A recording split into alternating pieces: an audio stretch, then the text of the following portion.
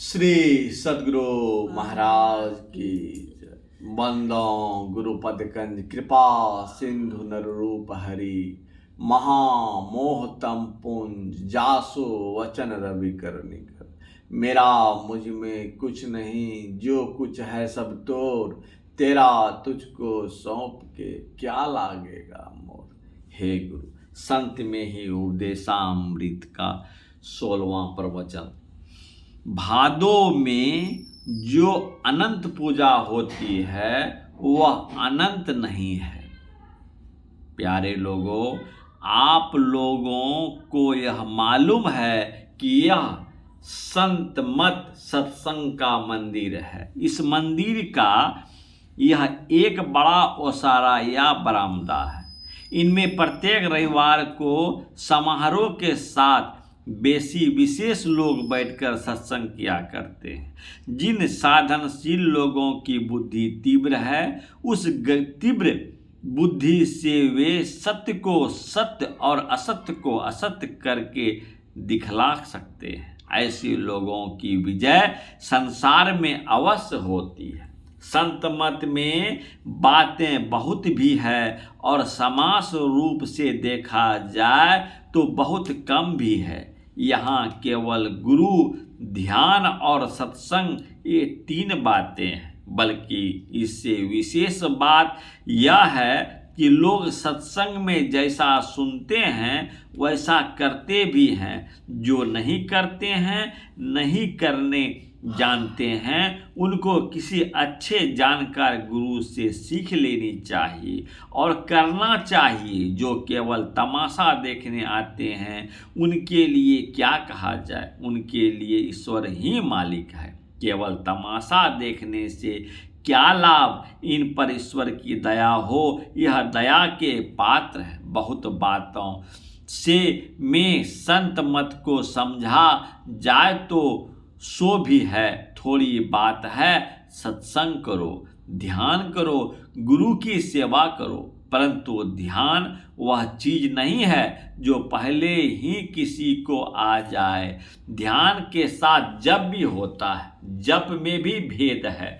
मौखिक जप बड़ा सरल है, मुंह से जपते हैं, बहुत लोग सुनते हैं। इनके बाद उपांशु जप होता है, इसमें कुछ गंभीरता है। मुंह ही मुंह उच्चारण हो, अपना कान सुने, दूसरे नहीं सुने। तीसरे जप को मानस जप कहते हैं, इसमें अधिक गंभीरता है। इनमें केवल मन से ही कहा जाता है। केवल मन से ही कहा जाना यानी मन ही मन जाप करना कोई मामूली बात नहीं। अभ्यास करते करते धीरे धीरे आ जाता है। लेकिन इनमें काम खत्म हो गया सो संत मत नहीं कहता है। इसके बाद ध्यान आता है। पहले रूप ध्यान है। अपने इष्ट देव के जिस रूप को बाहर में देखो, उसी के अनुकूल उसे मन में बनाकर देखो। इसमें भी गहराई है। ध्यान यही खत्म नहीं होता। जो नहीं देखे हो वह भी देखो, यह और गंभीर है, लेकिन वह भी है रूप ही। रेखा गणित में के पढ़ने वाले यह जानते हैं कि रेखा का अभ्यास एक बिंदु से होता है। बिंदु उसको कहते हैं जो स्थान रखता है, लेकिन परिणाम उसका कोई नहीं बता सकता। बाल की नोक से चिन्हित करके भी कुछ न कुछ परिणाम हो जाता है। यह बिंदु ध्यान है। इसके बाद अरूप ध्यान है। रूप ध्यान में गंभीरता आ जाए तो गुरु की कृपा से अंतर्नाद आप ही आप खुल जाता है। अंतर्नाद में भी आहत और अनाहत 2 प्रकार हैं। किस प्रकार के स्थूल या सूक्ष्म आघात से जो शब्द होता है वह आहत शब्द है। किसी एक चीज को तोड़ो व ठोकर दो तो आवाज होती है, और इस आवाज से वह विशेष है। जो अंदर में होती है वही आवाज संतमत में विशेषता रखती है। इस अंतर की आवाज के भी बहुत प्रकार हैं। उन बहुत प्रकार के शब्दों में सद्गुरु के संकेत से आहत के बाद अनाहत यानी सार शब्द को पकड़ा जाता है और इस आवाज को पकड़कर उसके अंत तक पहुंचा जाता है। अंत सबका वह है जिनका अंत नहीं है, और इसलिए उसको अनंत कहते हैं। यह भादो में जो अनंत पूजा होती है वह अनंत नहीं है, यथार्थ में अनंत होना चाहिए, वह एक परमात्मा ही है। जैसे शून्य के कोई था नहीं मालूम होता है कि वह कहाँ तक है, चाहे वायुयान जाए चाहे कोई पक्षी उड़े तो भी शून्य का अंत नहीं होगा। इसी तरह लोग जो विशेषज्ञ हैं वे ईश्वर को जानते हैं, साधक लोग केवल जानते ही नहीं हैं, वे प्रत्यक्ष कर पहचानते भी हैं। पहचान लेने पर परमात्मा से अद्वितीय भाव हो जाता है। परमात्मा मुझसे अलग है ऐसा नहीं है, बल्कि मैं और परमात्मा एक ही हूँ, यह है अद्वय भाव। इसमें कुछ कहना नहीं होता है, सब चुप हो जाते हैं। श्री राम ने गुरु वशिष्ठ से पूछा था कि अद्वय भाव कैसा होता है, तो वे चुप रहे। श्री राम ने पुनः पूछा, गुरु महाराज आप रुष्ट तो नहीं हो गए हैं, मैं पूछता हूँ और आप उत्तर नहीं देते।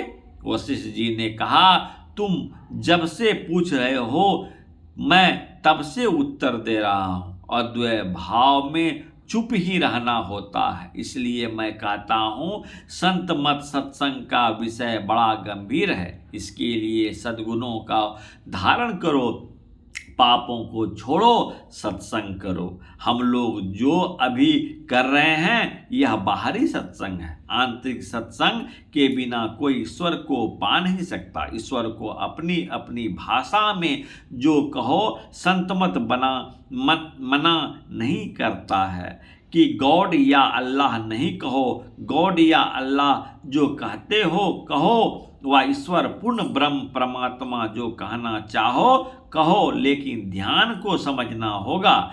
ध्यान को लोग यही समझते हैं कि किसी रूप को देखकर उसका ध्यान करो। पत्थर का भी धातु की मूर्ति देखते हैं तो देखने में आता है, जब तक मूर्ति देखते हैं तब तक पत्थर और धातु रहता है, लेकिन जब उसी का मन से ध्यान करते हैं तब मानस मूर्ति हो जाती है। तब वह सोना चांदी व पत्थर नहीं रहता। मूर्ति का ध्यान जब कोई करता है तो उसे बिंदु ध्यान करने की योग्यता होती है। बिंदु ध्यान करने से नाद ध्यान करने की योग्यता होती है। जो करता है वह ध्यान में पूर्ण होता है। जब उसको ईश्वर दर्शन होता है उसका मनुष्य जीवन सफल होता है। जब दृश्य और दृष्टा एक हो जाते हैं तब कुछ कहना नहीं रह जाता, चुपचाप बैठना होता है। वैसे चुपचाप भी बैठा नहीं जाता। राम राम व गुरु गुरु कुछ कहो, मैंने अपने लिए एक शब्द रख लिया है, वह है गुरु। यदि कोई कहे कि गुरु शब्द क्यों पढ़े हो तो मैं पूछता हूँ कि नास्तिक व आस्तिक कोई हो, सबको गुरु है कि नहीं? जिन्होंने नास्तिकता सिखाई है वे भी उनके गुरु हैं। इसलिए नास्तिक व आस्तिक कोई क्यों न रहे, सबको गुरु है। इसलिए मैंने अपने लिए गुरु शब्द रखा है। गुरु प्रदत्त मंत्र का वाचिक उपांशु और मानस जप होता है। उसके बाद बिंदु ध्यान और नाद ध्यान होता है। जो ध्यान को समाप्त करते हैं उनका कर्म समाप्त हो जाता है, उनको संसार का बंधन नहीं रह जाता, आवागमन छूट जाता है। मैं ऐसा नहीं कहता कि मैं ऐसा हो गया हूँ, बल्कि ऐसा होने के लिए मैं कोशिश करता हूँ। यह प्रवचन दिनांक 23/2/1975 ईस्वी को महर्षि में ही आश्रम कुप्पाघाट भागलपुर में साप्ताहिक सत्संग के अवसर पर अपराह्न काल में हुआ था। सुक्तिकरण। नो धनं नो जनं नो सुंदरी कविता व जगदीश कामयो मम जन्मा जन्म निप्सरे भवतात भक्ति हेतुके त्वयि। चेतन महाप्रभु की वाणी। भावार्थ, हे सर्व समर्थ प्रभु, मुझे धन संचय की कोई कामना नहीं है और न ही मैं सुंदर स्त्री अथवा बहुत से अनुयायियों का इच्छुक हूँ। जन्म जन्मांतर आपकी कृपामयी और दुखी भक्ति की ही मुझे अभिलाषा है। श्री सद्गुरु महाराज की जय। सबको अच्छा लगे तो सब पूरे परिवार को शेयर करें, सब्सक्राइब करें और फॉलो करें। श्री सद्गुरु महाराज की जय। हे गुरु।